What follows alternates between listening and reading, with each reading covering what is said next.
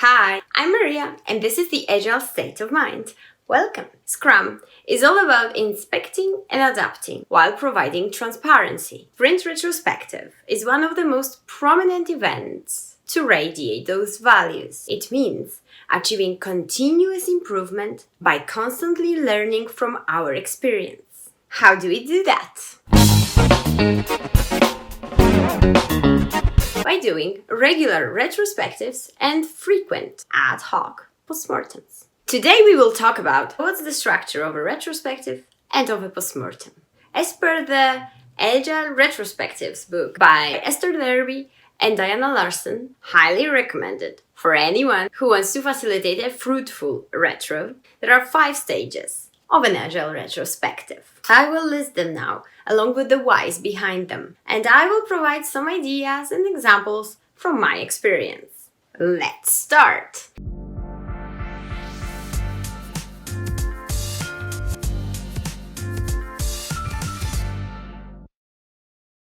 There are 5 stages of an Agile retrospective. Let's see what we have there. 1. Set the stage. Start with an overview of what's coming so everybody knows what to expect. The purpose, the focus, the agenda, and the time box. For a sprint of 1 month, a retrospective takes a maximum of 3 hours. And usually for a sprint of 2 weeks, it takes from 1 to 1.5 hours. After the introduction, create an atmosphere where people feel comfortable discussing issues. As per Scrum Guide, the Scrum Master ensures that the meeting is positive and productive.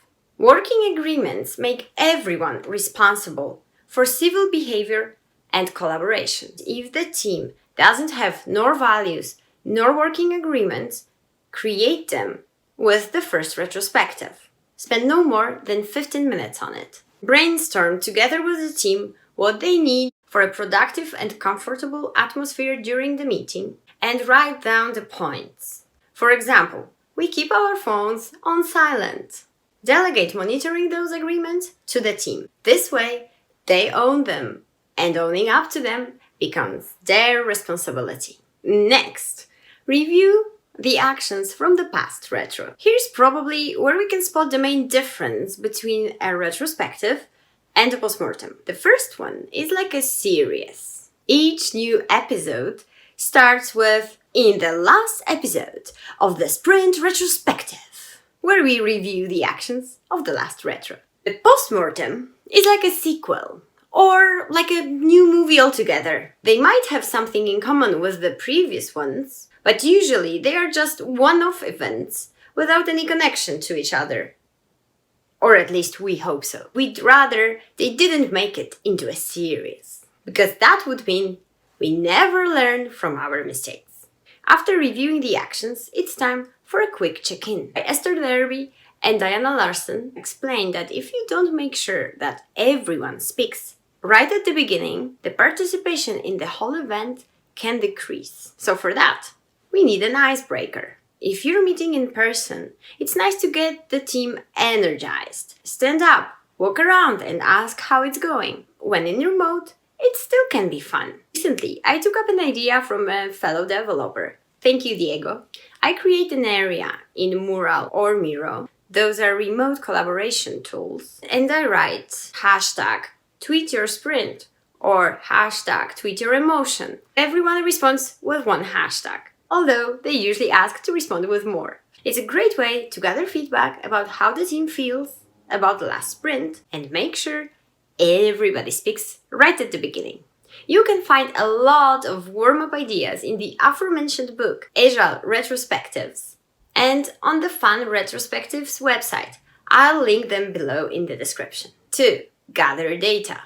Gathering data creates a shared picture of what happened. The team should get different perspectives of what happened during the sprint or during this production crisis. It's impossible that everyone knows and sees everything, and even harder now in the remote times. Start with the hard data. Events like changes in the team or important milestones, metrics, the velocity, throughput, and so on and so forth. Encourage people to add to the picture. You can create a timeline of the events, then ask the team to interpret the data and comment on it. The same would go for a post-mortem. Create a timeline of the events that led to the crisis and beyond, because especially here, the details matter. And for a big project, try to remember the milestones. After months of work, it's good to see the big picture with the help of the collective memory of the participants. And now about the emotions. So it happens that facts and feelings go hand in hand.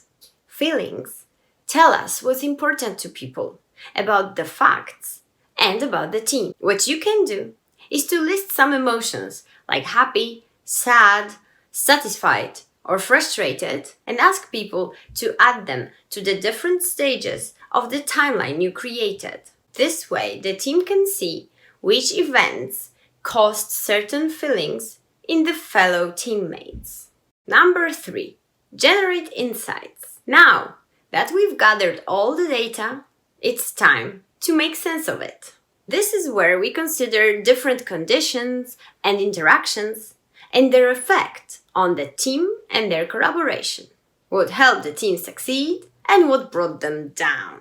In the already mentioned material, you can find a lot of ideas of fun activities to make the most of this part. Also check liberating structures. There are of course many popular templates. Learn the 3 L's: liked, learned, lacked, and the start, stop, continue retrospectives to always have an ace up your sleeve. 4.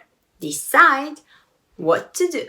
After seeing the big picture, let the team group the post-it by topics and then vote on the ones that are most important to them. You can use the dot voting technique for that, which means you put a dot on a post-it that you want to vote on. Then plan experiments and actions to take up in the next sprint. Choose no more than 1 or 2 experiments to run, because there are 2 important things about the actions to be implemented. First of all, they have to have an owner, somebody who's responsible for them to be implemented. And 2, they need to arrive to the sprint backlog of the next sprint, because they shouldn't be considered an extra work for the team.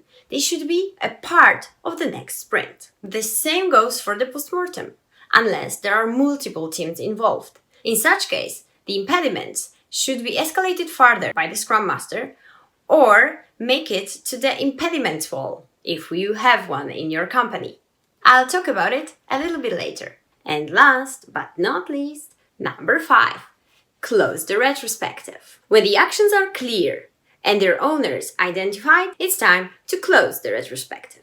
Do it decisively. Remember to thank everyone for their participation. At the very end, perform a quick retro of the retro. Plus Delta activity provides a quick way to gather feedback at the end of any meeting. Pluses represent what went well and what should be continued. And deltas represent what the team would recommend changing for future meetings. This will help you adjust your retrospectives and improve your skills as a facilitator. The desired outcome of a retrospective is a change in behavior, process, or collaboration that will help the team improve. For instance, it could be running an experiment to change the way the team does the dailies, because they found out that the meeting has become unmeaningful. Sometimes, however, the team identifies an external factor as the source of their problems. We can and we do escalate issues and hope for others to change. But it's an easy way to get frustrated. All the team has control over is what happens within the team. So even though the team has identified external factors and the Scrum Master will escalate them, I highly recommend to motivate the team to think how they can change their response to those external factors so it affects them less. For this kind of retrospectives, you could try the weighted retrospective format described by Paddy Corry in one of his articles for Serious Scrum, linked below. One idea to help escalate the impediments that escape the team's control is to create a company impediment wall. This provides a time and place where everybody can pitch their impediments. You can read more about it in an article linked below. This way we increase the transparency within the company about the most common issues and get the commitment from the management to fixing them. That's all for today. I hope you got a lot of inspiration about how to run your retrospectives. And I hope you understand better what's behind all those steps of an Agile retrospective. Stay tuned, because I'm working on a new video about failure celebration and why it is important in creating an open and trusting environment in our companies. Thanks for watching. Bye bye.